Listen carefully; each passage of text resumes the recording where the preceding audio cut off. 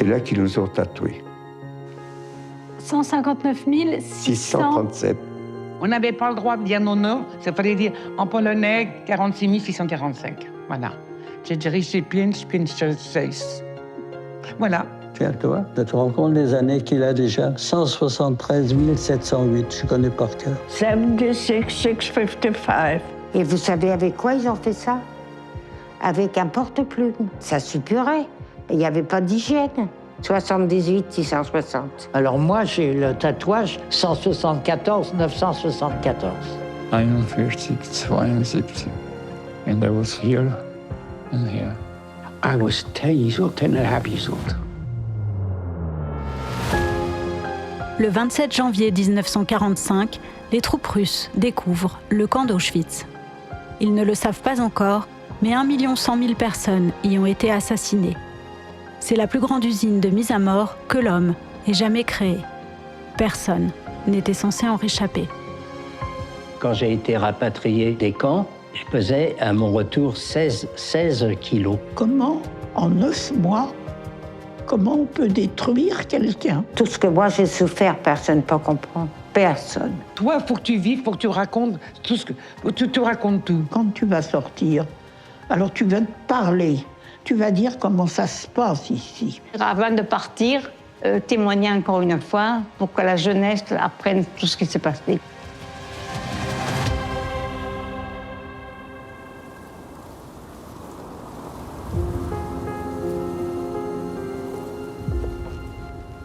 La dernière fois qu'on s'est disputé, mon père et moi, c'était dans le train pour aller se déporter. Il fait, Julia, toi, il faut que tu vives, il faut que tu racontes tout ce que... Tu racontes tout. Qu'est-ce que j'ai à raconter? Les horreurs que tu vas voir. Quelle horreur qu'on peut voir. Il fait, tu raconteras. Et il s'est dit, ils sont capables du pire, quoi. On est foutus, enfin. Exactement. Exactement, on est foutus. Au terme de ce voyage infernal, par centaines de milliers, les déportés arrivent dans un univers dantesque, au fonctionnement implacable. Ne passent pas la sélection, ceux qui ne peuvent pas travailler. Les enfants de moins de 16 ans, les personnes âgées ou handicapées sont immédiatement exterminés. Alors là, quand on est arrivé, quand ils ont ouvert les portes, quand on a senti les odeurs, la fumée, on voyait des capots, enfin, on savait pas ce que c'était, avec des costumes rayés, avec des matraques qui couraient après des gens qui avaient l'air de vrais squelettes. On ne comprenait pas ce qui...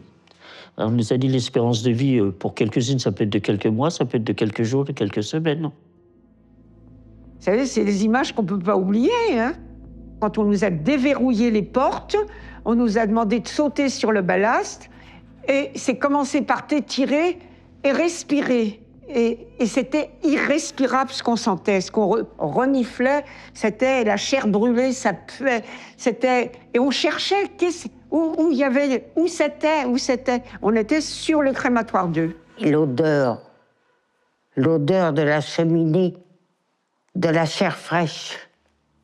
Quand vous arrivez, vous sentez cette odeur, vous ne pouvez pas vous imaginer que c'est des êtres humains qui sont brûlés. Vous ne pouvez pas vous imaginer ça. Et vous l'avez compris à quel moment? Quand on me l'a dit. Ah. Parce qu'on ne peut pas comprendre. C'est pas imaginable. On voit arriver des hommes, on riait. C'est des déportés, mais ils sont un peu brutaux, ils ne nous parlent pas du tout. Et ils prennent toutes nos affaires et nous mettent dans les camions. Et nous, on doit passer devant l'Allemand qui est là. C'est ce qu'on appelle la sélection. Voilà. Alors, physiquement, j'étais en très bonne santé. J'étais blond, aux yeux bleus. Alors, tout ce qui se passe, c'est à la tête du client. Ou vous plaisez, ou vous plaisez pas.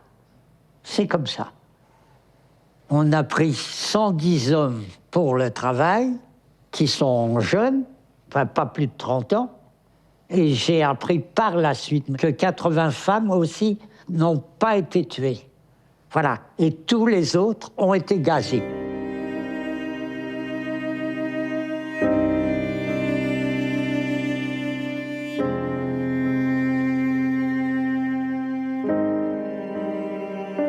Says everybody wants to work and is over 16. And then he screamed, "Get out, you lazy people!" Everybody didn't know what was going on, but he gave us a warning.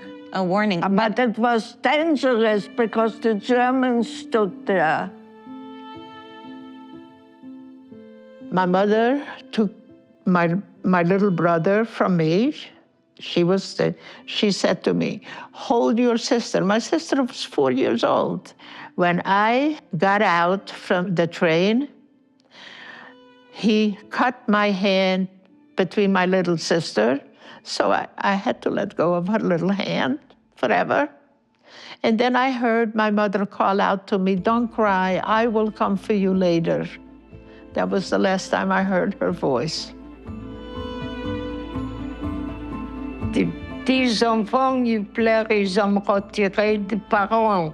Ils ont foutu des enfants, pardon, comme la mère. J'étais à gauche moi-même et je me ratais compte. Parce que je me disais, c'est pas aujourd'hui, ça sera demain. J'avais très peur. Les fours, ça marchait jour et nuit.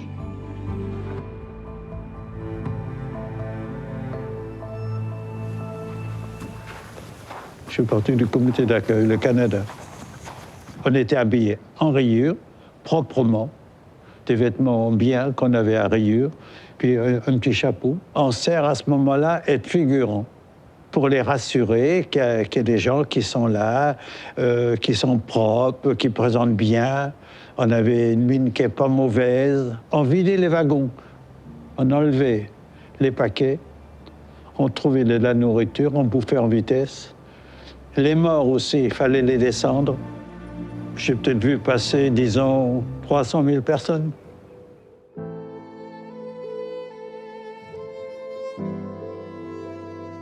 Et le pire, c'est la désinfection. Il faut se mettre à poil devant tout le monde, devant les SS, devant la capode, où on se fait tabasser. Est-ce que vous pouvez imaginer quand on a 18 ans, 17 ans, 13 ans pour les plus jeunes, il y avait plein d'hommes de SS qui étaient là, de se foutre à poil, il fallait qu'on se mette à poil. On s'est fait tabasser parce qu'on voulait pas se déshabiller. La honte, l'humiliation, je ne sais pas si vous pouvez imaginer ce qui passe dans la tête. À force de pas vouloir, on s'est fait tellement tabasser et que quelqu'un a dit, bah, allez les petites J3, vous faites comme nous, vous vous déshabillez. Et c'est là, quand tu te retrouves toute nue devant tout le monde, parmi tes copines, parmi les gens que tu connais pas, la honte. Et là, t'es tondu. Il faut se mettre à la queue leu-leu, les unes derrière les autres. Il y a deux bons hommes en pyjama rayé. Il y en a un qui tient une tondeuse et l'autre qui a un bassin, une bassine avec des chiffons dans sa poche, qui te désinfectera, qui te mettra du crésil sur la tête, c'est l'horreur. Hein? Quand tu vois tous tes cheveux tomber, qui te fait lever les bras, qui te rase encore plus bas, la honte que ça peut... Qu'est-ce que tu... C'est atroce, c'est horrible.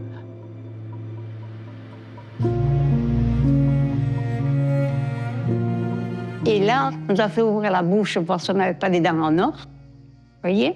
Et après, on a été sous la douche, mais on n'avait plus rien, ni une serviette, ni ça. On était un corps nu, sans rien. Et là, on nous a donné des habits. Moi, je n'avais pas l'habit rayé. J'avais une jupe qui était trop grande et une chemise d'homme. Et des souliers d'homme qui m'ont blessée.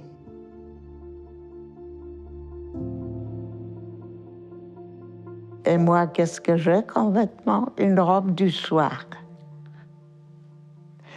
Avec des chaussures à lacets, des semelles en bois.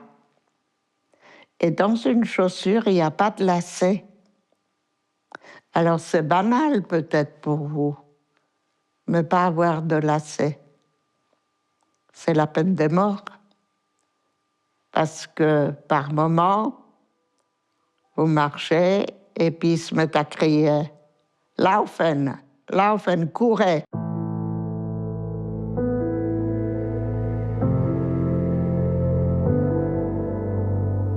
Le deuxième ou le troisième jour, quand je suis arrivé, j'ai demandé les anciens qui étaient là, et quand est-ce que je vais voir mes parents? Ils m'ont regardé. Mes parents, mais quel âge qu'ils avaient, vos parents? Je dis, mon père, il a 65 ans et ma mère, 57 ans. Alors ils m'ont regardé. t'as vu la fumée qui sort de la cheminée? Je dis, bien sûr, vos parents sont partis là-bas en fumée. Alors j'ai dit, c'est plaisanterie de mauvais goût. Absolument, je refusais de croire. Et puis, des jours passés, et puis sentir cette chair brûlée, cette fumée, machin, et je commençais à me poser des questions de la véracité de ce qu'on m'a raconté.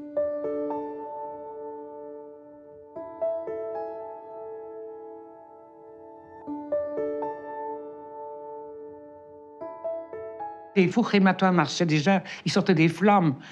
Alors il fait, on passera tous par là, et je te préviens, Julia, tu vas toujours travailler, même si tu es fatigué, même si tu es malade, tu vas toujours travailler, et tu restes jamais au bloc. So I was asking, where is my father? The guy who is in charge, the blocker. He says, you see that flame? You don't have any more parents. They were gassed and cremated within 2 hours' time from the time they arrived. And from now on, you should only thing you have in mind to try to survive.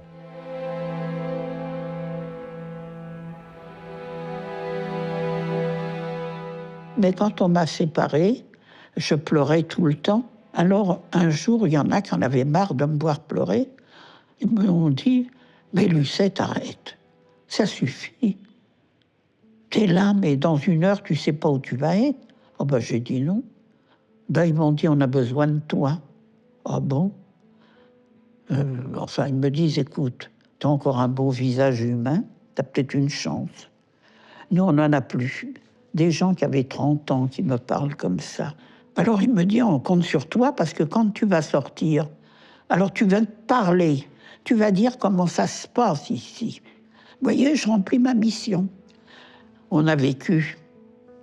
Inutile de vous dire comment. Comment j'ai survécu, je n'en sais rien. It was a suffering of animals, that's all. That is. People were dying, you know. You walked around, you see people dying. I remember from Holland, a transport from Holland came. 90% of them were dead. Moi, quand je suis arrivée au camp, j'avais 15 ans, donc je suis arrivée toute seule, je ne suis pas arrivée avec mes parents, je n'ai pas été séparée de mes parents, je ne les ai pas vus. On a toujours dans la tête de dire, oh, bah, ils ne sont peut-être pas passés par là, ils sont peut-être passés par un autre camp.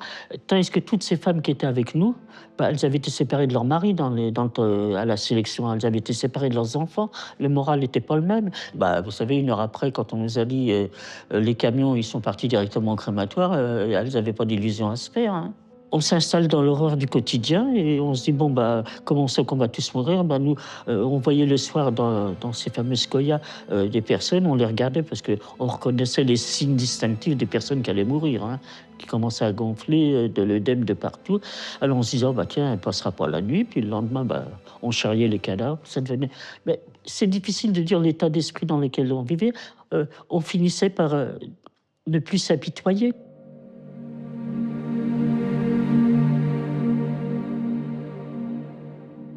Et puis, tous les jours, j'ai découvert quelque chose. Et alors, j'ai découvert avec ahurissement que les gens trouvaient normal de survivre un jour, 1 semaine, 1 mois. L'endroit, les autres prisonniers qui étaient là depuis un certain temps, on n'était rien. On n'était absolument rien. Qu'on soit mis à mort, on était des objets, on était un Stück, comme disait à l'époque, c'était un morceau de l'ensemble.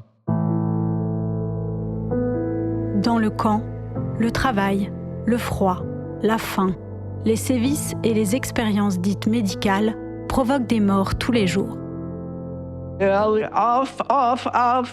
Somebody came, but the block elders counted us 1,000,000 times. because if somebody died, you had to take them out, put them there. The death had to be counted, because otherwise they thought you escaped. Et quand il y avait les appels, alors c'était terrible, on restait des heures avec le froid, un froid. Il y a une déportée, là, on avait des couvertures en coton, vous savez, elle avait arraché un morceau de couverture, comme ça, et se l'est mis autour du corps. Et l'Allemand, je ne sais pas comment il s'en est rendu compte, il a fait déshabiller, avec la neige, il a fait déshabiller, sabotage, on l'a plus revu. Le froid, la faim, c'est terrible, ce froid de trembler toujours, vous savez, de trembler. Je crois que j'ai tremblé du 1er octobre jusqu'au mois d'avril. Je ne me suis jamais arrêtée de trembler du froid, vous voyez, un petit peu, voilà.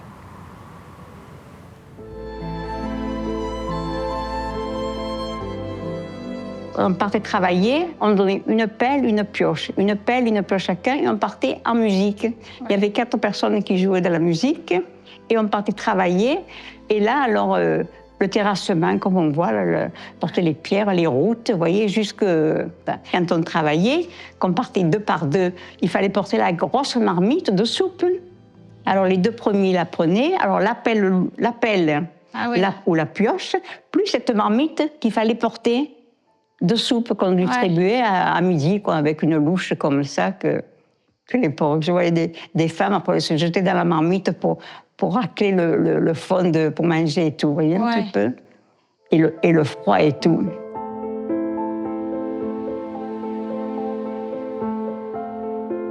À Monowitz, quand j'y arrive, on va marcher sur une route pendant 7 kilomètres. Tous les matins, on se tape ça. Et là, on arrive dans le grand complexe industriel. Alors là, il y a plein de gens, de toutes nationalités. Alors moi, je suis affecté à travailler pour les usines IG Farben. Autrement dit, le camp nous loue pour travailler, pour la main-d'œuvre, pour les industriels allemands. Voilà.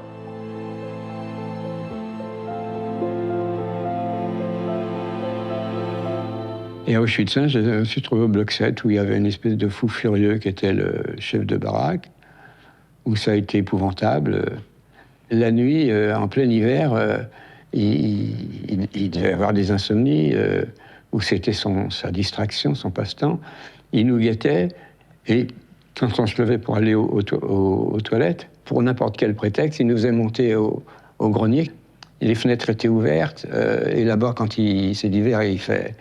des fois moins 20 ou moins encore, et on était à poil, il nous avait tout nus, il nous arrosait de seaux d'eau glacée, il fallait faire de la gym, ce qu'on appelait ça comme ça, et c'était Kniebeugen, vous comprenez l'allemand, non? Non.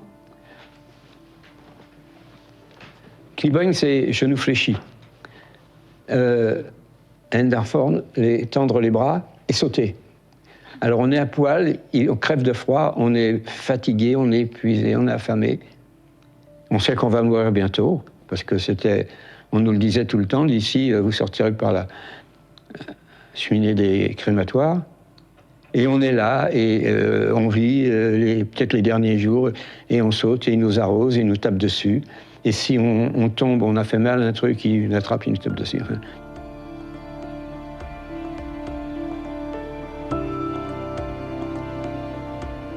dans mon convoi, le convoi 55, il y avait une femme enceinte. Ça ne se voyait pas, elle est rentrée.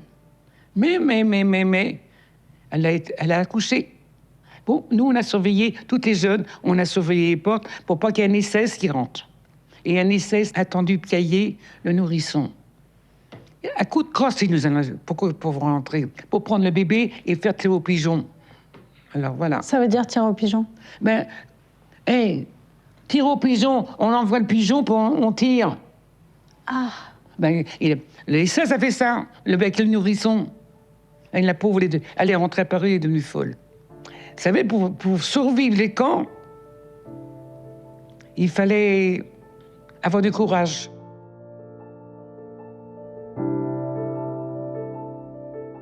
Il y avait plusieurs camps dans le camp, et séparés par des fils électrifiés. Et notre camp voisinait avec un camp d'hommes. Et il y a un homme qui a créé un nom ou un prénom. Et il y a une femme de notre équipe qui se met à courir vers cet homme. Elle ne devait pas savoir que le fil électrifié, elle met les mains.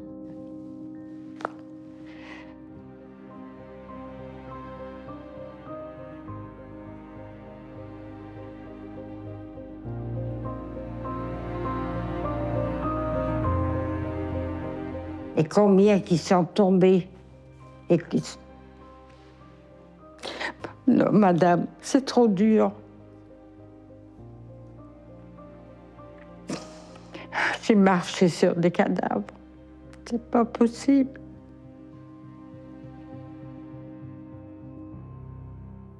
Moi, j'étais un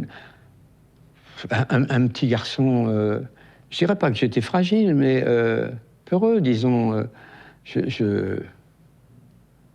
J'étais bon pour les études, pour faire plaisir à tout le monde, pour aller faire les courses, pour bien travailler en classe, donc j'étais pas dans un élément... J'étais pas préparé à ça, personne n'est préparé, mais...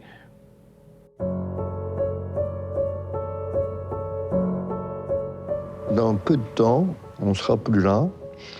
Et c'est vous qui serez le seul en disant « j'ai entendu, j'ai vu un témoin qui a vécu cette période et il nous a transmis, et bien sûr il y a des livres d'histoire, etc. Mais c'est pas la même chose qu'un vécu. Vous allez devenir le témoin du témoin que je suis. Attention, vous avez un rôle très important. » Nicolas, Ginette, Shlomo, Esther, Jean, Marie, Yvette. Il ne reste à ce jour dans le monde que quelques très rares survivants des camps de concentration. Depuis ce tournage, de nombreux témoins ont disparu. L'histoire s'éloigne, l'antisémitisme est à nouveau virulent. Que se passera-t-il quand le dernier aura disparu ?